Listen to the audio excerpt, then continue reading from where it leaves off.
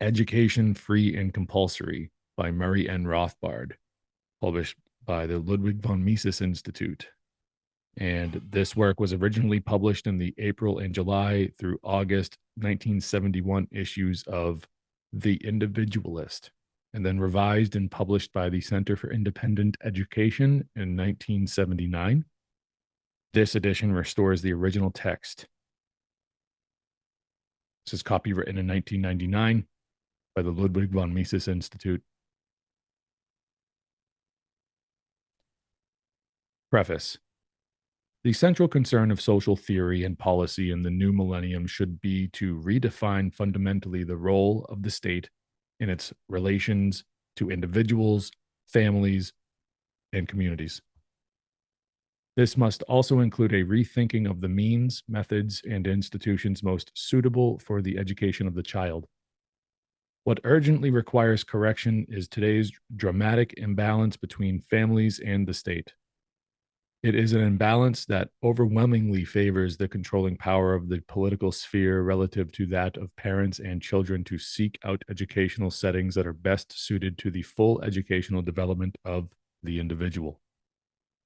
What is at stake is nothing less than the very concept of what it means to live and thrive as a human being. Must people be controlled and coerced from the cradle by enormous political bureaucracies with preset agendas on who may teach and how, what we must learn and when? Or can people generally work out for themselves what is in their best interests and seek ways to make their interests consistent with the common good, rightly understood? Another way to put the question is framed up perfectly in Murray N. Rothbard's resplendent manifesto. Is education to be conducted in an institutional setting of freedom, or must it be compulsorily financed and administered? It is an old question that dates back to the very beginnings of political philosophy, but one that is rarely discussed today, though it becomes especially pertinent in this time of rising violence and declining values in our public educational institutions. To decide that government and not the family has the primary responsibility for overseeing the education of the child may, at first, appear to be a small concession.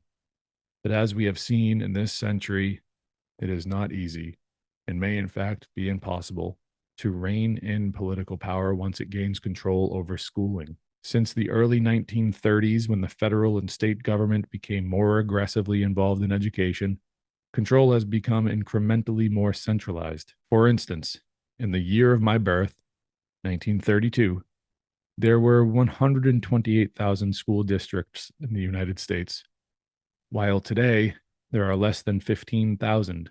This shrinkage and centralization of decision making has gone on at the same time our student population has grown to twice the size. This is to say nothing of the hundreds of billions of dollars taken from taxpayers and spent by local, state, and federal government on education, the result in which has been only to diminish the quality of their output. Moreover, and exactly as Rothbard predicted nearly 3 decades ago, these institutions are increasingly imposing politicized, standardized, one-size-fits-all curricula that neither accommodate individual strengths nor correct for individual weaknesses. Before, quote, Goals 2000, end quote, and its dubious predecessors, Rothbard foresaw the way in which schools are used to impose a political agenda that in turn seeks to reinforce political support for official institutions. Many years before the astonishing increase in homeschooling, he argued that the ideal education was one-on-one, supervised by the parent. Education continues to be one of the most politically charged issues in our national culture, and the conflicts over education in America are likely to grow more polarized so long as the political control grows even tighter. Indeed, for centuries, the political control of education has engendered social conflict and even led to civil wars and revolutions. Isn't it time this system be completely rethought along the lines Professor Rothbard discusses? I believe so. Despite all the talk about education reform, now decades running, this debate has not yet begun, primarily because the topical boundaries have been too narrowly drawn. With his sweeping and unflinchingly radical rethinking of the very structure of educational institutions, Professor Rothbard shocks us out of our stupor and calls us toward the total reconceptualization that is more necessary than ever. That preface was written by Kevin Ryan, Emeritus Professor of Education, Director, Center for the Advancement of Ethics and Character at Boston University. The individual's education. Every human infant comes into the world devoid of the faculties characteristic of fully developed human beings.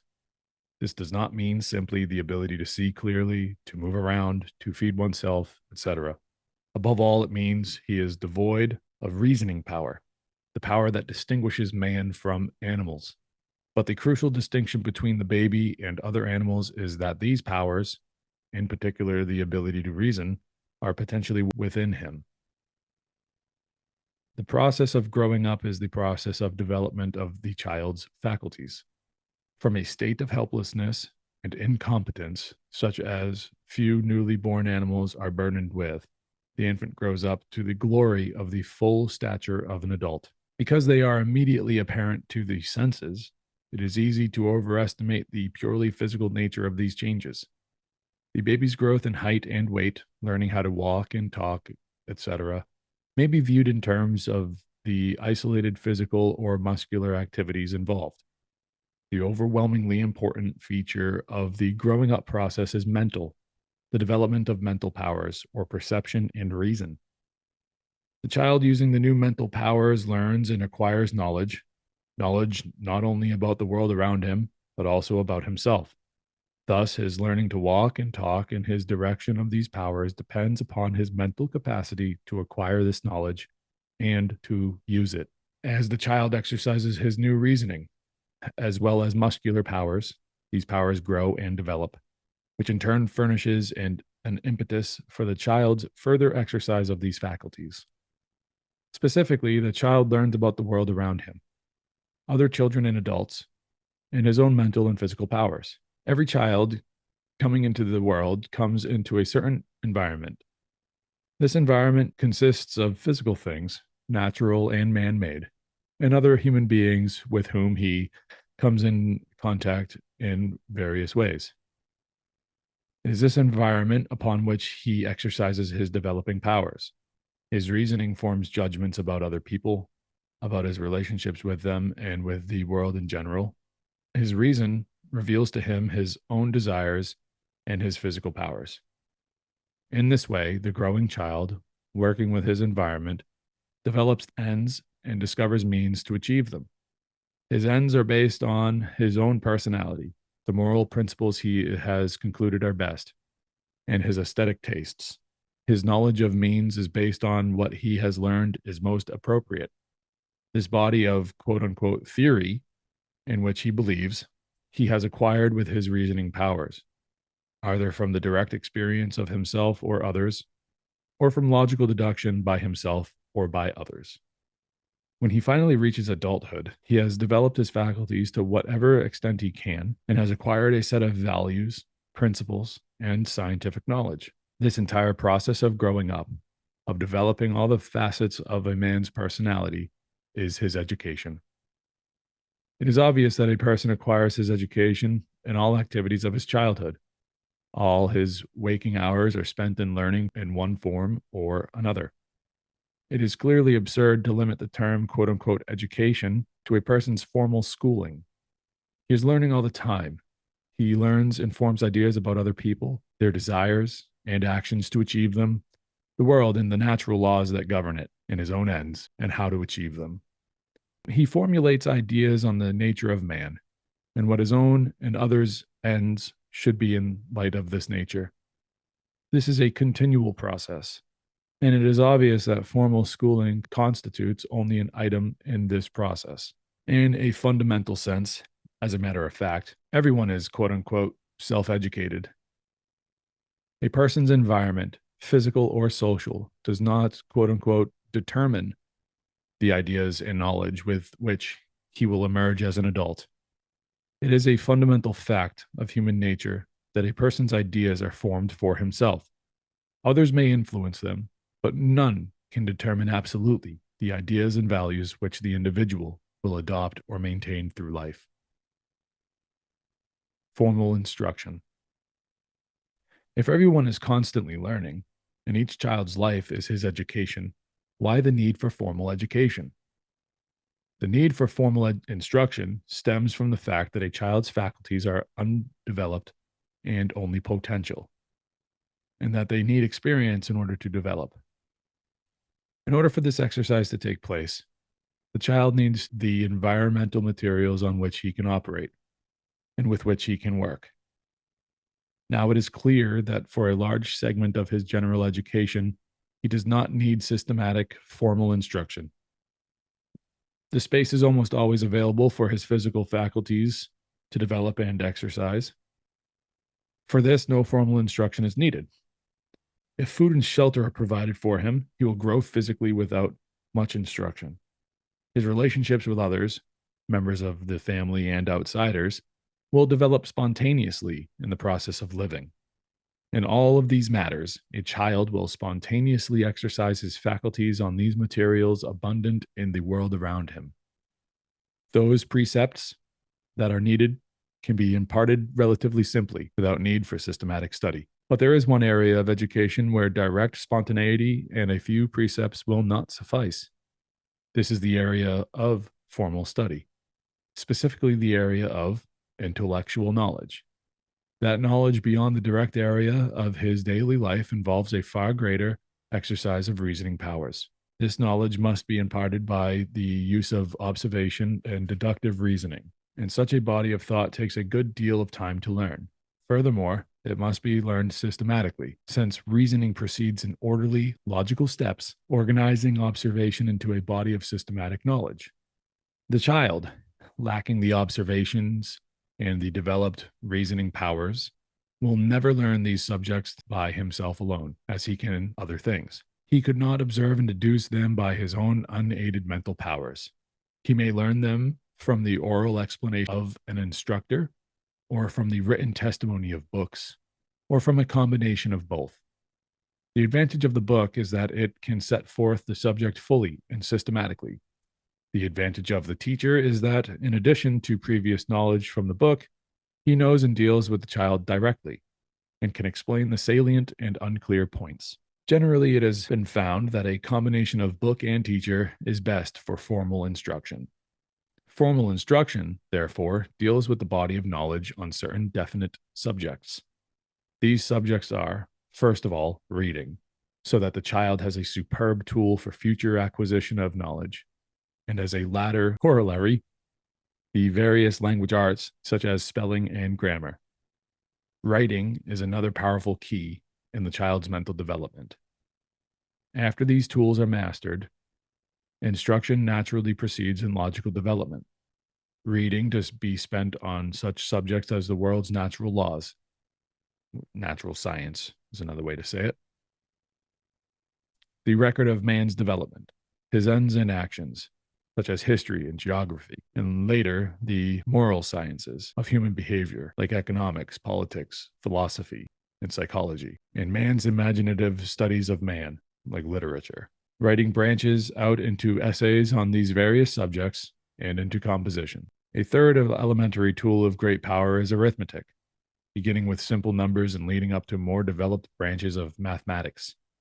Of these fundamental subjects, reading is the first importance, and for this, learning of the alphabet is the primary and logical tool. It has become fashionable to deride stress of the quote-unquote 3 R's, but it is obvious that they are of enormous importance. That the sooner they are thoroughly learned, the sooner the child will be able to absorb the vast area of knowledge that constitutes the great heritage of human civilization. They are the keys that unlock the doors of human knowledge and the doors to the flowering and development of the child's mental powers.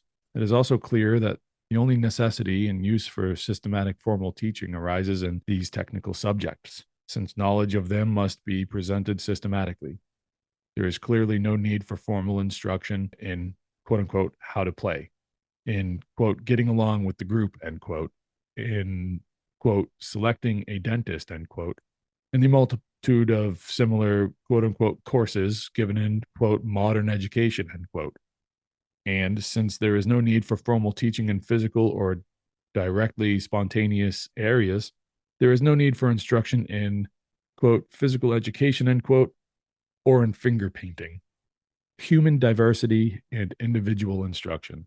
One of the most important facts about human nature is the great diversity amongst individuals. Of course, there are certain broad characteristics, physical and mental, which are common to all human beings. But more than any other species, individual men are distinct and separate individuals. Not only is each fingerprint unique, each personality is unique as well. Each person is unique in his tastes, interests, abilities, and chosen activities. Animal activities, routine, and guided by instinct, tend to be uniform and alike. Human individuals, despite similarities in ends and values, despite mutual influences, tend to express the unique imprint of the individual's own personality. The development of individual variety tends to be both the cause and the effect of the progress of civilization. As civilization progresses, there is more opportunity for the development of a person's reasoning and tastes in a growing variety of fields. And from such opportunities comes the advancement of knowledge and progress, which in turn add to the society's civilization. Furthermore, it is the variety of individual interests and talents that permits the growth of specialization and division of labor, on which civilized economies depend. As the Reverend George Harris expressed it, savagery is uniformity. The principal distinctions are sex, age, size, and strength. Savages think alike or not at all, and converse, therefore, in monosyllables. There is scarcely any variety, only a horde of men, women, and children. The next higher stage, which is called barbarism, is marked by increased variety of functions. There is some division of labor, some interchange of thought, better leadership, more intellectual and aesthetic cultivation. The highest stage, which is called civilization, shows the greatest degree of specialization. Distinct functions become more numerous. Mechanical, commercial, educational, scientific, political, and artistic occupations multiply. The rudimentary societies are characterized by the likeness of equality. The developed societies are marked by the unlikeliness of the inequality or variety. As we go down, monotony. As we go up, variety. As we go down, persons are more alike. As we go up, persons are more unlike. It certainly seems as though the approach to equality is decline towards the conditions of savagery, and as though variety is an advance toward higher civilization. Certainly, then, if progress is to be made by added satisfactions, there must be even more variety of functions, new and finer differentiations of training and pursuits. Every step of progress means the addition of a human factor that is in some way unlike all existing factors. The progress of civilization, then, must be an increasing diversification of the individuals that compose society. There must be articulation of each new invention and art, of fresh knowledge, and of broader application of moral principles. With the development of civilization and individual diversity, there is less and less area of identical uniformity, and therefore less quote unquote equality. Only robots on the assembly line or blades of grass can be considered as completely equal, as being identical with respect to all of their attributes. The fewer attributes that two organisms have in common, the less they are quote unquote equal, and the more they are unequal. Civilized human beings, therefore, are unequal in most of their personalities. This fact of inequality in tastes and in ability and character is not necessarily an invidious distinction. It simply reflects the scope of human diversity. It is evident that the common enthusiasm for equality is, in the fundamental sense, anti-human. It tends to repress the flowering of individual personality and diversity in civilization itself. It is a drive towards savage uniformity. Since abilities and interests are naturally diverse, a drive toward making people equal in all or most respects is necessarily a leveling downward. It is a drive against development of talent, genius, variety, and reasoning power, since it negates the very principles of human life and human growth. The creed of equality and uniformity is a creed of death and destruction. There is a sense, however, in which equality among men is sensible and beneficial. Each individual should have the freest possible scope for the development of his faculties and his personality. In order to have this scope, he must have freedom from violence against him. Violence can only repress and destroy human growth and endeavor, and neither can reason and creativity function under an atmosphere of coercion. If each person has equal defense against violence, this, quote, equality before the law, end quote, will permit him to maximize his potentialities. Since each person is a unique individual, it is clear that the best type of formal instruction is that type which is suited to his own particular individuality. Each child has different intelligence, aptitudes, and interests. Therefore, the best choice of pace, timing, variety, and manner, and of the courses of instruction will differ widely from one child to another. One child is best suited in interests and ability for an intensive course of arithmetic 3 times a week, followed 6 months later by a similar course in reading.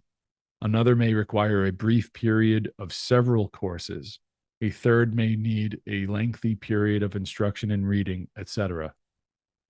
Given the formal, systematic courses of instruction, there is an infinite variety of pace and combination which may be most suitable for each particular child.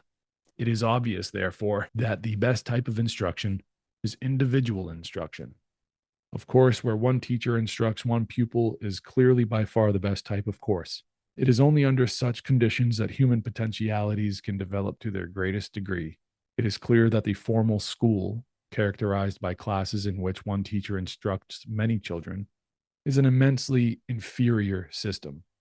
Since each child differs from the other in interests and ability, and the teacher can only teach one thing at a time, it is evident that every school class must cast all the instructions into one uniform mold, regardless how the teacher instructs, at what pace, timing, or variety.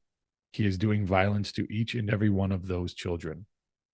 Any schooling involves misfitting each child into a Procrustean bed of unsuitable uniformity.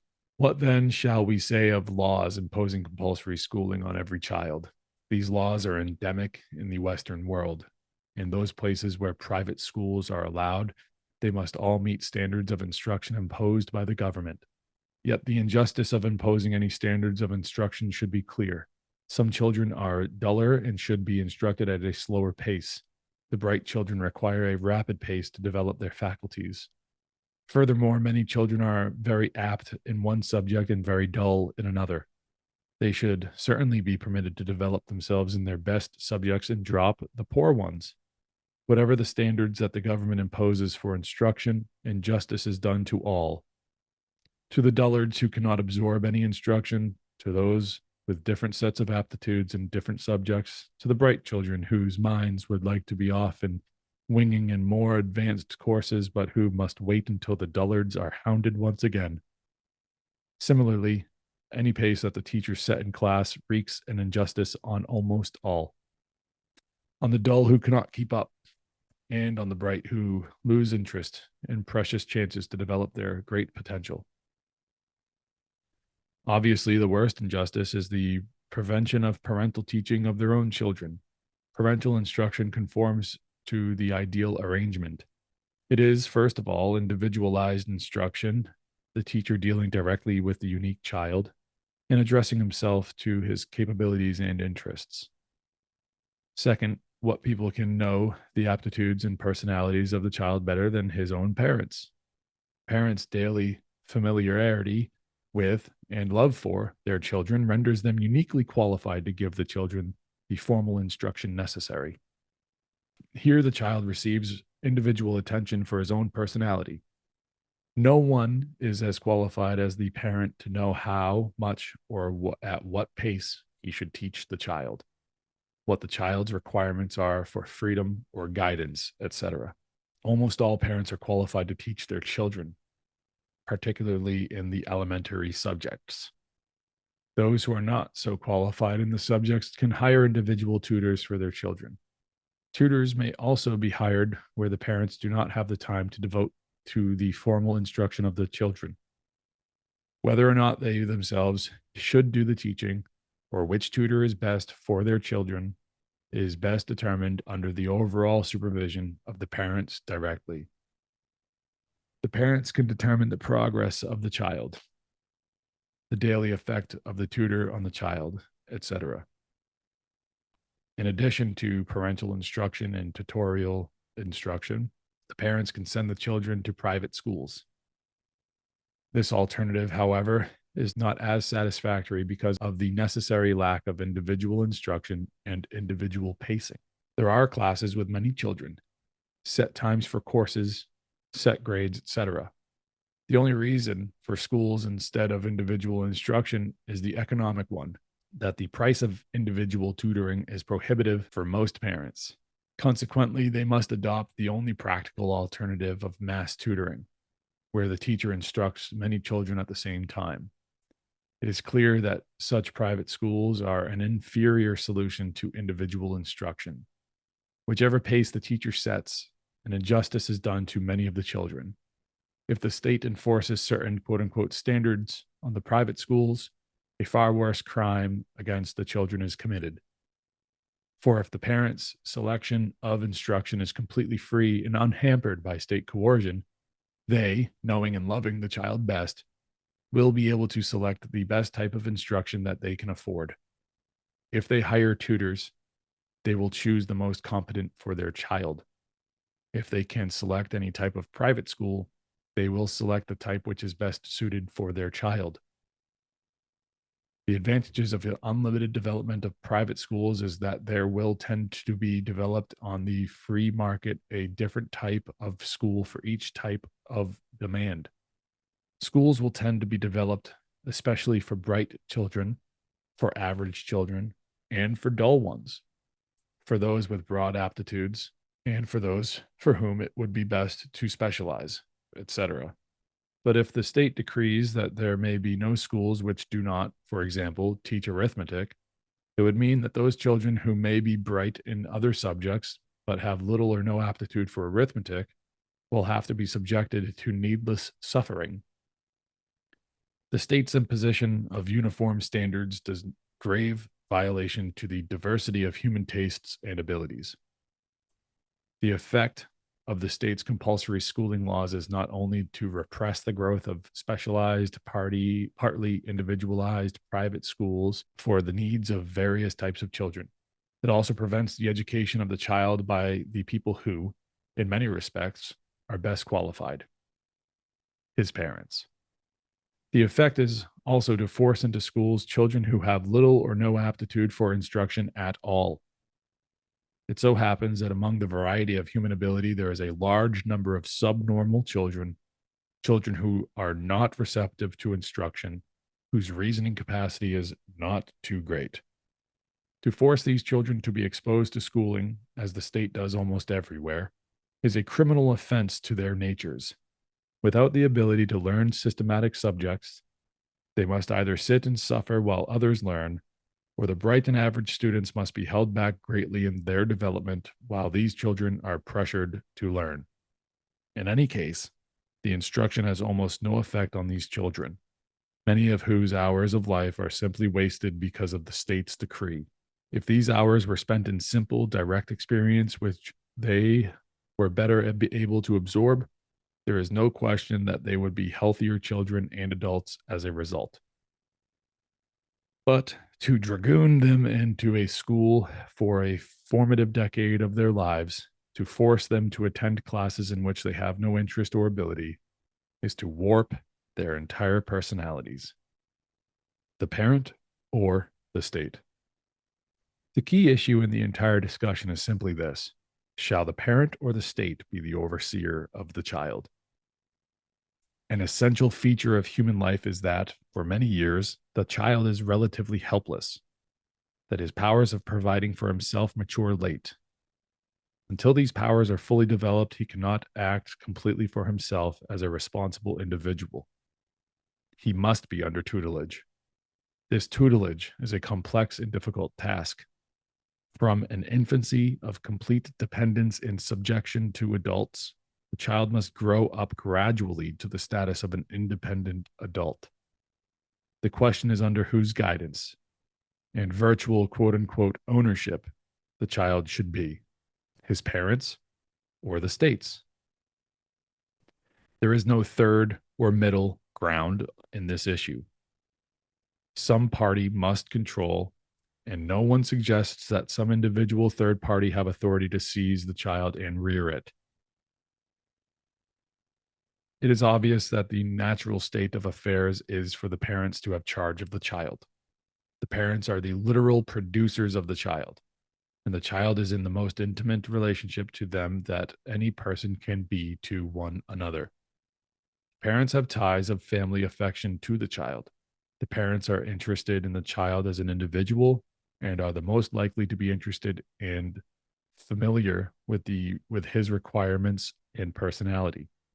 Finally, if one believes at all in a free society where each one owns himself and his own productions, it is obvious that his own child, one of the most precious products, also comes under his charge. The only logical alternative to parental quote unquote ownership of the child is for the state to seize the infant from the parents and to rear it completely itself. To any believer in freedom, this must seem a monstrous step indeed. In the first place, the rights of the parents are completely violated, their own loving product seized from them to be subjected to the will of strangers. In the second place, the rights of the child are violated, for he grows up in subjection to the unloving hands of the state, with little regard for his individual personality. Furthermore, and this is a most important consideration, for each person to be quote unquote educated, to develop his faculties to the fullest, he needs freedom for this development. We have seen above that freedom from violence is essential to the development of a man's reason and personality.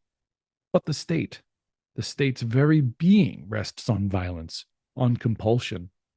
As a matter of fact, the very feature that distinguishes the state from other individuals and groups is that the state has the only legal power to use violence.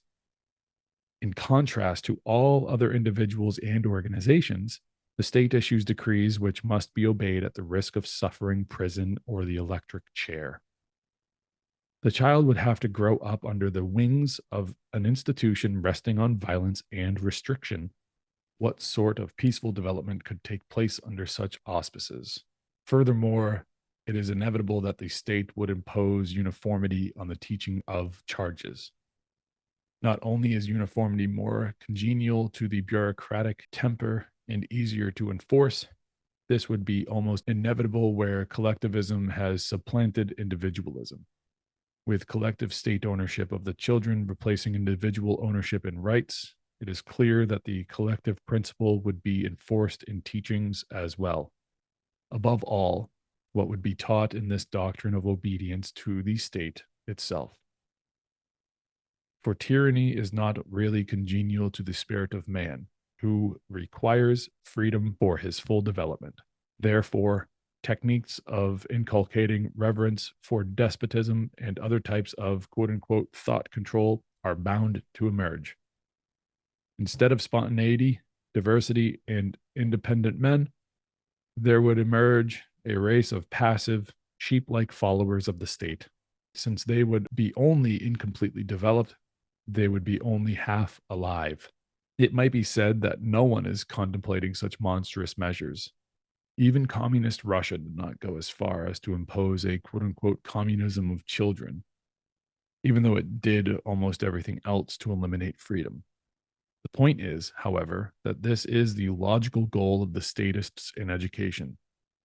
The issue which has been joined in the past and in the present is Shall there be a free society with parental control or a despotism with state control? We shall see the logical development of the idea of state encroachment and control. America, for example, began for the most part with a system of either completely private or with philanthropic schools. Then, in the 19th century, the concept of public education changed subtly until everybody was urged to go to the public school, and private schools were accused of being divisive. Finally, the state imposed compulsory education on the people, either forcing children to go to public schools or else setting up an arbitrary standards for private schools. Parental instruction was frowned on, thus the state has been warring with parents for control of their children. Not only has there been a trend toward increased state control, but the effects of this have been worsened by the very system of equality before the law that appears in political life. There has been the growth of a passion for equality in general. The result has been a tendency to regard every child as equal to every other child, as deserving equal treatment, and to impose complete uniformity in the classroom. Formerly, this had tended to be set at the average level of the class, but this being frustrating to the dullest, who, however, must be kept at the same level as others in the name of equality and democracy, the teaching tends more and more to be set at the lowest levels. We shall see that since the state began to control education, its evident tendency has been more and more to act in such a manner as to promote repression and hindrance of education rather than the true development of the individual. Its tendency has been for compulsion, for enforced equality at the lowest level, for the watering down of the subject and even the abandonment of all formal teaching, for the inculcation of obedience to the state and to the quote unquote group rather than the development of self independence, for the depreciation of intellectual subjects. And finally, it is the drive of the state and its minions for power that explains the quote unquote modern education creed of quote education of the whole child end quote, and making the school a quote slice of life end quote, where the individual plays, adjusts to groups, etc. The effect of this, as well as all the other measures, is to repress any tendency for the development of reasoning powers and individual independence, to try to usurp in various ways the quote unquote educational function, apart from formal instruction, of the home and friends, and to try to mold the quote unquote whole child in the desired paths. Thus, quote unquote modern education has abandoned the school functions of formal instructions in favor of molding the total personality, both to enforce equality of learning at the level of the least educable and to usurp the general educational role of home and other influences as much as possible. Since no one will accept outright state quote unquote communization of children, even in communist Russia, it is obvious that state control has to be achieved more silently and subtly. For anyone who is interested in the dignity of human life and the progress and development of the individual in a free society, the choice between parental and state control over the children is clear. Is there then to be no state interference whatever in the relations between parent and child? Suppose that the parents aggress upon and mutilate the child. Are we to permit this? If not, where are we to draw the line? The line can be simply drawn. The state can adhere strictly to the function of defending everyone from the aggressive violence of everyone else. This will include children as well as adults, since children are potential adults and future free men. Simple failure to quote unquote educate, or rather instruct, is no grounds whatever for interference. The difference between these cases was succinctly put by Herbert Spencer. No cause for such state interposition can be shown until the children's rights have been violated, and that their rights are not violated by neglect of their education, actually instruction. For what we call rights are merely arbitrary subdivisions of the general liberty to exercise the faculties. And that only can be called an infringement of rights, which actually diminishes this liberty, cuts off a previously existing power to pursue the object of desire. Now, the parent who is careless of a child's education does not do this. The liberty to exercise faculties is left intact. Omitting instruction in no way takes from a child's freedom to do whatsoever it wills in the best way it can. And this freedom is all that equity demands. Every aggression, be it remembered, every infraction of rights is necessarily active, whilst every neglect, carelessness, omission is as necessarily passive. Consequently, however wrong the non performance of a parental duty may be, does not amount to a breach of the law of equal freedom and cannot therefore be taken cognizance of by the state. Children's associations.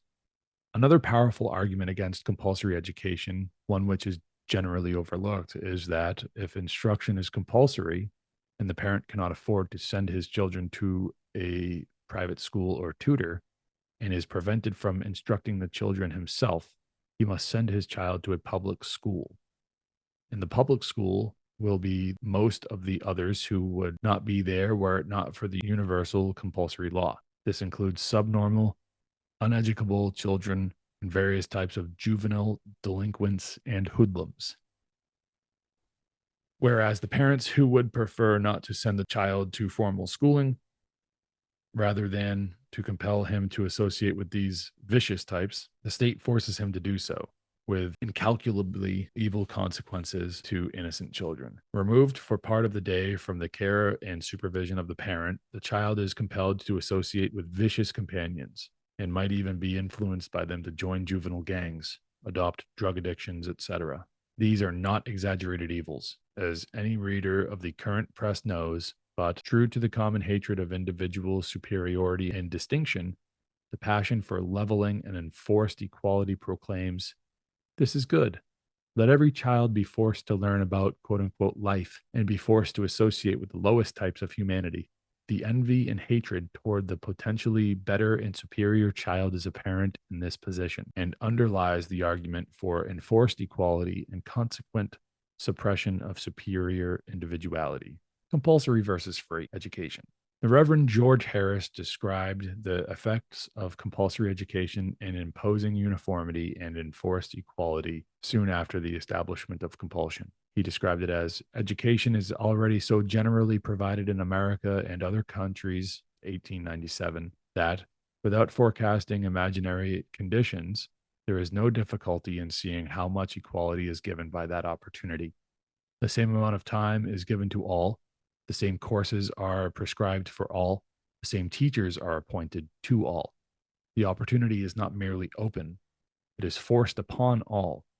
Even under a socialist program, it is difficult to imagine any arrangement for providing the education which all are supposed to need more nearly equal than the existing system of public schools. Even Mr. Bellamy, a prominent totalitarian socialist of the day, finds schools in the year 2000 AD modeled after those of the 19th century. All things are changed except schools. Behind 50 desks exactly alike, 50 boys and girls are seated to recite a lesson prescribed to all. But the algebra is not an opportunity for the boy who has no turn for mathematics. Indeed, the more nearly equal the opportunity outwardly, the more unequal it is really. When the same instruction for the same number of hours a day by the same teachers is provided for 50 boys and girls, the majority have almost no opportunity at all. The bright scholars are held back. The dull scholars are unable to keep up. Average scholars are discouraged because the brighter pupils accomplish their tasks so easily. In the 1940s, the English writer and critic Herbert Reed emphasized the diversity of man by pointing out the quote unquote psychological objection to a compulsory quote national system of education end quote. He said, mankind is naturally differentiated into many types, and to press all these types into the same mold must inevitably lead to distortions and repressions. Schools should be of many kinds, following different methods and catering for different dispositions. It might be argued that even a totalitarian state must recognize this principle, but the truth is that differentiation is an organic process. The spontaneous and roving associations of individuals for particular purposes. To divide and segregate is not the same as to join and aggregate. It is just the opposite process. The whole structure of education as the natural process we have envisaged falls to pieces if we attempt to make that structure artificial. The great philosopher Herbert Spencer pointed out the despotism inherent in compulsory education. He said, "For what is meant by saying that a government ought to educate the people? Why should they be educated? What is the education for? Clearly to fit the people for social life, to make them good citizens. And who is to say what are good citizens? The government. There is no other judge. And who is to say how these good citizens may be made? The government. There is no other judge. Hence, the proposition is convertible into this: a government ought to mold children into good citizens. It must first form for itself a definite conception of a pattern citizen, and, having done this, must elaborate such system of discipline as seems best calculated to produce citizens after that pattern. This system of discipline it is bound to enforce to the uttermost, for if it does otherwise, it allows men to become different from what in its judgment they should become, and therefore fails in that duty it is charged to fulfill." Mrs. Isabel Patterson brilliantly sums up the tyranny of compulsory state education and the superiority of free choice of private education. She said, "Political control is, by its nature, bound to legislate against statements of both facts and opinion in prescribing a school curriculum in the long run. The most exact and demonstrable scientific knowledge will certainly be objectionable to political authority at some point because it will expose the folly of such authority and its vicious effects.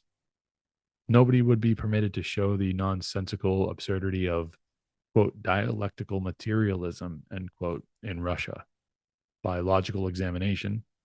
And if the political authority is deemed competent to control education, that must be the outcome in any country. Educational texts are necessarily selective in subject matter, language, and point of view. Where teaching is conducted by private schools, there will be a considerable variation in different schools. The parents must judge what they want their children taught by the curriculum offered. Then each must strive for objective truth. Nowhere will there be any inducement to teach the, quote, supremacy of the state, end quote, as a compulsory philosophy. But every politically controlled educational system will inculcate the doctrine of state supremacy sooner or later, whether as the divine right of kings or the, quote, will of the people, end quote, in quote unquote democracy. Once that doctrine has been accepted, it becomes an almost superhuman task to break the stranglehold of the political power over the life of the citizen. It has had his body, property, and mind in its clutches from infancy. An octopus would sooner release its prey. A tax supported compulsory educational system is the complete model of the totalitarian state.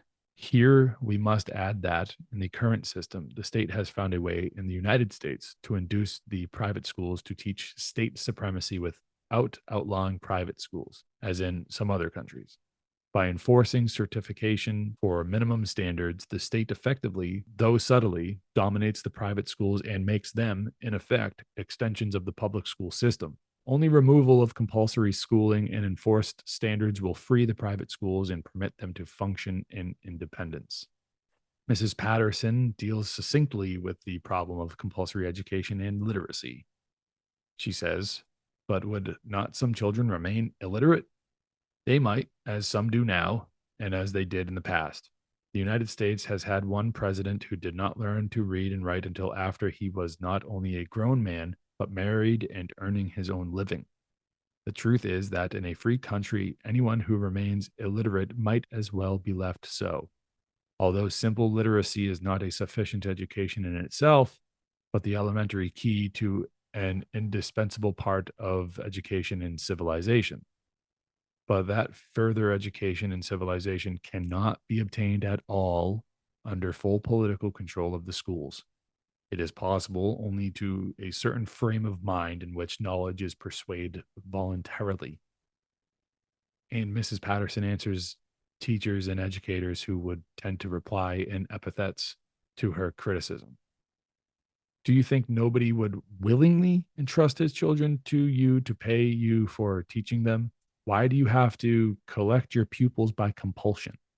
One of the best ways of regarding the problem of compulsory education is to think of the almost exact analogy of the area of that other great educational medium, the newspaper. What would we think of a proposal for the government, federal or state, to use the taxpayers' money to set up a nationwide chain of public newspapers and compel all people or all children to read them? What would we think furthermore of the government's outlawing all other newspapers, or indeed outlawing all newspapers that do not come up to the quote unquote standards of what a government commission thinks children ought to read? Such a proposal would be generally regarded with horror in America. And yet, this is exactly the sort of regime that the government has established in the sphere of scholastic instruction. Compulsory public presses would be considered an invasion of the basic freedom of the press. Yet it is not scholastic freedom, at least as important as press freedom. Aren't both vital media for public information and education, for free inquiry and the search for truth? It is clear that the suppression of free instruction should be regarded with even greater horror than suppression of free press, since here the unformed minds of children are involved.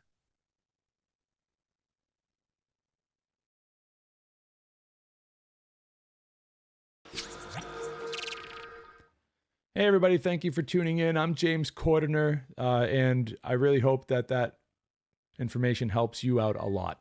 You know what would help me out a lot is if you hit that like button, you subscribe to the YouTube channel, and if you come over to voluntaryistacademy.com and sign up for the newsletter. Every week it comes out, and I assemble the week's podcasts, the week's news articles, everything that I've taken in to help me intellectually defend myself against all of the propaganda out there that is trying to convince me that it's okay for people to steal my freedom from me. So I'm hoping to help you do the same.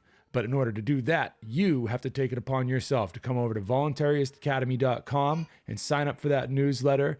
And and while you're at voluntaryistacademy.com, get yourself over to the other videos and enjoy them as well.